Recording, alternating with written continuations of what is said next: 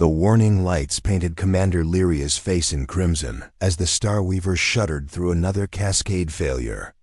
Around her, the bridge crew of the Seraphine refugee vessel worked with the quiet desperation of people who knew they were dying but refused to surrender to panic.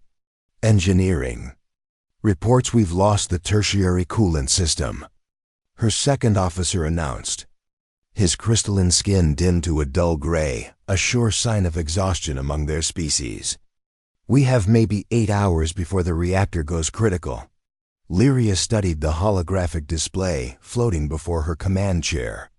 Behind them, scattered across 2 light years of space, 23 other Seraphini vessels limped along in formation. They carried the last survivors of a civilization that had numbered in the billions just 6 weeks ago. Now barely 50,000 souls remained, fleeing the systematic extermination campaign of the Calthrex Dominion. The Dominion didn't conquer, they purified. Any species deemed inferior was marked for elimination, their world scoured clean to make room for Calthrex colonies. The Seraphini had committed the sin of refusing to surrender their water-rich homeworld without negotiation. The Dominion's response had been orbital bombardment that turned oceans to steam and continents to ash. "Commander, we're approaching the boundary," her navigator said quietly. "The coordinates match the galactic charts. Beyond this point lies the dead zone." Every member of the bridge crew fell silent. They all knew the stories. For 78 years, the dead zone had been marked in every star chart with crimson borders and dire warnings. Ships that entered never returned. Probes went silent. Even the mighty Dominion fleet had lost 3 cruisers to that dark sector and had declared it off-limits. The official designation was Sector Null Epsilon Tertius, Extreme Hazard. But spacers called it the Dead Zone. And the name had stuck. Lyria pulled up the sensor data on her personal display. The region ahead showed a yellow star system spectral class G2, according to their long-range scans.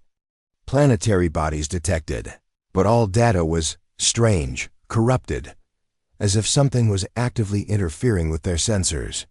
"Ma'am, we're receiving an urgent transmission from the Hopebringer," Communications Officer Thurn interrupted.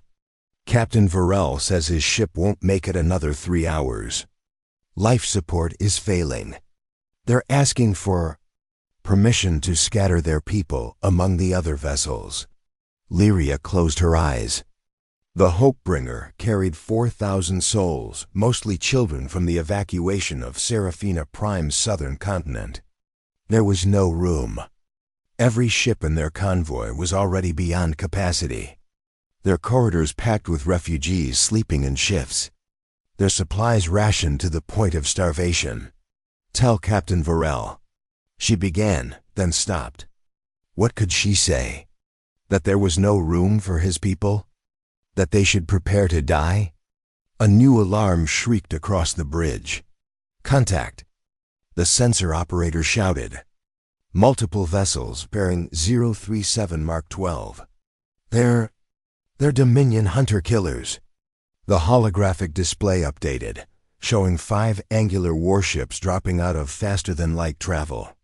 Calthrex vessels, designed for one purpose: hunting down refugees who dared to flee the Dominion's purge. "How long until they're in weapons range?" Lyria asked, her voice steady despite the ice forming in her veins. 15 minutes at their current acceleration, Commander. 15 minutes. The Starweaver had no weapons. She was a colony transport, designed to carry settlers to new worlds, not fight wars. The convoy's few escort vessels had been destroyed weeks ago, sacrificing themselves to buy time for the refugees to escape. Lyria looked at the boundary markers on her display. The dead zone lay directly ahead. Behind them, certain death. Ahead, the unknown. "Navigator, plot a course into the dead zone, maximum velocity." "Commander, the regulations were written by governments that no longer exist for people who are already dead," Lyria said firmly. "Ahead is uncertain death. Behind is certain death. I choose uncertainty. Execute the course. The Starweaver turned, her damaged engines flaring as she accelerated toward the forbidden sector. One by one, the other refugee vessels followed. 23 ships carrying the last remnants of Seraphini civilization into the void that swallowed everything that entered. As they crossed the boundary, their sensors went haywire. Every display flickered with corrupted data. The yellow star ahead seemed to shimmer and distort, as if reality itself was unstable. Sensor interference increasing, Thurn reported. I've never seen anything like this. It's as if something is actively jamming our systems, but the pattern is too sophisticated to be natural. Lyria leaned forward in her chair. Can you compensate? Trying, but wait, contact. New vessels, bearing directly ahead. They're not Dominion. The holographic display struggled to render the new contacts. 3 ships, smaller than Dominion cruisers, but larger than typical patrol vessels. Their design was unlike anything in the galactic database, sleek, angular with unusual power signatures that suggested technology the Seraphine had never encountered. Are they hostile? Lyria asked. Unknown, Commander. They're not powering weapons, but they're definitely scanning us, and... Ma'am, the sensor interference is dropping. Whatever was jamming our systems is letting us through. Before Lyria could respond, her communications console chimed with an incoming transmission. Not on standard galactic channels, but on an ancient frequency that hadn't been used in nearly a century. Unknown vessels, this is Commander Qian Wei of the Terran Deep Space Patrol. You are entering restricted space. State your identity and intentions. Terran. The word sent a ripple of shock through the bridge crew. Lyria accessed her historical database with trembling hands. Terran's humans. They had been part of the Galactic Council's first expansion 78 years ago. Initial contact had been controversial. The humans came from a high-gravity death world, making them physically stronger than most species. Their appearance, forward-facing eyes, exposed teeth, unusual endurance had frightened many council members. Then came the incident. A misunderstanding, some said. A massacre, others claimed. The Council's peacekeeping fleet had fired on a human diplomatic vessel, killing everyone aboard. The Council issued apologies, offered reparations, but the damage was done. And then humanity had simply vanished. Their worlds went dark. Their communications ceased. Survey ships sent to investigate found nothing but abandoned stations and sensor interference. The Council eventually declared the sector uninhabitable and moved on, but they hadn't vanished. They had been here, hiding in plain sight, making their space into a dead zone that the galaxy feared to enter. Lyria opened a channel, her voice hoarse with exhaustion and hope she barely dared to feel. Commander Qian Wei, this is Commander Lyria of the Seraphini convoy. We are refugees fleeing genocide. 24 vessels, 50,000 civilians. We have wounded, children, elderly. Our ships are failing. Her voice cracked. We have nowhere else to go. Behind us is an extermination fleet. Ahead is your space. We did not know anyone lived here. If you turn us away, we will die. All of us. Silence filled the channel for what felt like an eternity. Then Commander Qian's voice returned. And Lyria heard something in it she hadn't heard from any galactic power in months. Genuine concern. Commander Lyria, maintain your current heading. Reduce velocity to 1/4 thrust. We're dispatching rescue vessels. Your people will not die today. Lyria felt her legs give out, and she sank back into her command chair. Around her, the bridge crew began to cry tears of relief so profound they bordered on pain. Commander, her sensor operator said. Voice shaking. I'm detecting massive power signatures throughout the system. There are dozens of vessels here, hundreds, And stations, habitats, infrastructure. Commander, there's an entire civilization here. They've been here the whole time. On the main view screen, the human patrol ships moved closer, their hulls bearing markings in a script Lyria didn't recognize. But she didn't need to read their language to understand what was happening. For 78 years, humanity had hidden themselves from a galaxy that had tried to kill them. They had built a false dead zone, a sensor net so sophisticated it made their entire sector invisible to outside detection. They had become ghosts, legends, monsters lurking in the darkness. And now, faced with refugees fleeing genocide, they were revealing themselves. Why? Lyria whispered, though she didn't realize she'd spoken aloud until Thurn answered her. Perhaps, her communications officer said softly, because they remember what it's like to be hunted, to be feared, to have nowhere to run. As the human rescue ships approached, their bay doors opening to receive the damaged Seraphine vessels, Lyria understood the truth of the dead zone. It wasn't dead at all. It was a sanctuary, hidden from a galaxy that feared what it didn't understand, and humanity, the species the galaxy had tried to destroy, had just chosen to reveal their greatest secret, to save strangers who had nothing to offer but gratitude. Behind the convoy, the Dominion hunter-killers crossed into the dead zone's boundary, their sensors immediately degrading as they entered humanity's defensive perimeter. Commander Thraxus of the lead Dominion vessel stared at his flickering displays with growing rage. Where did they go? He snarled at his sensor operator. 24 vessels don't simply vanish.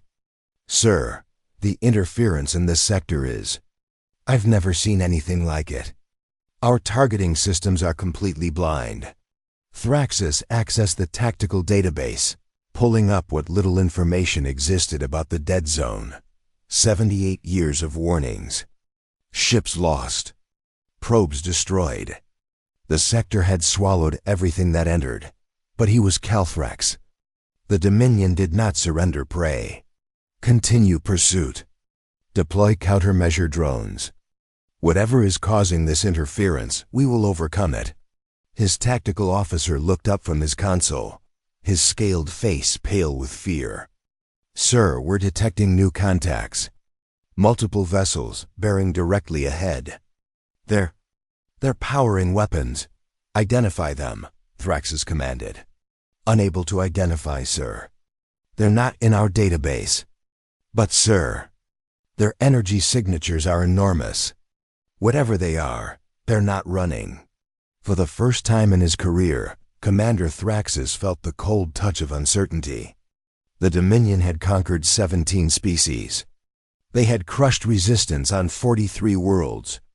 Nothing in the galaxy had ever made him doubt, but as the unknown vessels emerged from the sensor interference, their weapons arrays glowing with power humanity had refined in 78 years of isolation, Thraxus realized he had made a terrible mistake. The dead zone wasn't empty, it was protected, and the monsters the galaxy had created by trying to destroy them were about to remind the Dominion why this sector was forbidden. The human rescue operation moved with a precision that left Commander Lyria breathless. Within 2 hours of first contact, every Seraphini vessel had been guided to holding positions around a massive space station that simply hadn't existed on any galactic chart. The station humanity called it Sentinel Prime was a marvel of engineering. Built into an asteroid large, enough to house a small moon, medical teams in environmental suits had boarded the Starweaver within minutes. Their equipment sophisticated and their manner gentle. Lyria watched as human doctors worked alongside strange machines, treating Seraphine refugees with a care that seemed almost desperate. As if saving lives mattered more to them than anything else, a human woman in a dark blue uniform approached Lyria on the bridge. She was tall by Seraphini standards, with dark skin and kind eyes that crinkled at the corners when she smiled. Commander Lyria, I'm Dr. Amara Okonkwo, Chief Medical Officer of Sentinel Prime. We're going to transfer your most critical patients to our medical facilities. The rest of your people can remain aboard your vessels for now, but we're providing food, water, and medicine. Your ships will need extensive repairs before they're space-worthy again. Lyria felt her throat tighten. Why are you doing this? You don't know us. We have nothing to offer you. By helping us, you're revealing yourselves to the galaxy that tried to destroy you. Dr. Okonkwo's expression grew sad. 78 years ago, we learned what it's like to be hunted for no crime other than existing. We learned that the galaxy can be cruel to those it fears. She paused, then met Lyria's eyes. We swore then that if we ever had the power to help someone else who was suffering, we would. No matter the cost. Before Lyria could respond, the station's alarm system began to wail a deep, resonant tone that sent chills down her crystalline spine. Commander, Shenwei's voice echoed through the Starweaver's communication system. All vessels, this is Sentinel Command. We have hostile contacts entering the sector. Dominion hunter-killers are pursuing the refugee convoy. All civilian vessels maintain position. Terran Defense Fleet is deploying to intercept. Lyria rushed to the view screen, her heart hammering. On the display, she could see the 5 Dominion vessels emerging from the sensor interference. Their weapons already charging for combat. And rising to meet them was something the galaxy hadn't seen in nearly 8 decades. The full might of humanity's war machine, 15 capital ships, materialized from positions hidden throughout the star system. They were larger than Dominion cruisers, their hulls bristling with weapon arrays that glowed with barely contained energy. Dozens of smaller craft fighters, interceptors. Gunships swarmed around them like predatory fish. On the bridge of the lead Dominion vessel, the Purifier's Wrath, Commander Thraxus watched the human fleet deploy with growing alarm. His tactical computer was screaming warnings, classifying threat levels that exceeded anything in the Dominion database. "Sir," his weapons officer reported, voice shaking, "our targeting systems are being jammed. We can't achieve weapon locks. And sir, those vessels, their shields are reading at impossible levels. Our plasma cannons might not be able to penetrate them." "That's impossible," Thraxus snarled. "No species in the galaxy has shield technology more advanced than the Dominion. Certainly not these. These humans who have been hiding like cowards for decades." A new voice interrupted. Broadcast across all frequencies in perfect Calthrex battle cant. "Dominion vessels. This is Admiral Marcus Okonkwo of the Terran Defense Fleet. You are in violation of Terran sovereign space. You have 30 seconds to power down your weapons and withdraw, or we will consider you hostile and respond accordingly." Thraxus felt his blood boil. The Dominion did not retreat. The Dominion did not negotiate with inferior species. And the Dominion certainly did not take orders from ghosts who should have been extinct. "All ships, target the lead human vessel. Fire at will." The 5 Dominion cruisers opened fire simultaneously, their plasma cannons unleashing streams of superheated matter that could vaporize a city in seconds. The bolts of energy streaked across space toward the human flagship, a massive dreadnought that humanity had named the Indomitable. The plasma hit the human shields and simply stopped, dissipated, absorbed into energy matrices that converted the heat into harmless radiation that vented into space. Admiral Okonkwo's voice returned, and this time there was no warmth in it, only cold, controlled fury. "You were warned. Terran fleet, weapons free. Show them why this sector is forbidden." What happened next would be analyzed in military academies across the galaxy for generations, those few academics who survived to study it. At least the human ships didn't just return fire. They executed a combat doctrine that demonstrated 78 years of military innovation developed in complete isolation. Their railguns fired projectiles at relativistic velocities, Kinetic kill vehicles that struck with the force of tactical nuclear weapons. Their directed energy weapons carved through Dominion shields as if they were tissue paper. Their fighters moved with impossible agility, executing maneuvers that would have liquefied any other species' pilots, because humans came from a high-gravity world. Because their bodies were built to withstand forces that would kill most galactic species. Because they had spent nearly 8 decades preparing for the day someone threatened them again.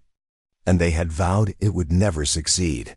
The Purifier's wrath lost its forward shields in the first 30 seconds. Thraxus watched in horror as human railgun rounds tore through his armor plating, each impact sending shockwaves through the hull that knocked his crew from their stations. Evasive maneuvers. He roared, "Return fire! All batteries, concentrate on a human fighter craft impossibly small." Impossibly fast streaked past his viewscreen and launched a missile that seemed to phase through his remaining shields. The warhead detonated inside his port weapons battery, and half his guns went offline in a cascade of explosions around him. The other Dominion vessels were faring no better. The Absolute Justice was venting atmosphere from a dozen hull breaches. The Righteous Fury had lost main power and was drifting helplessly.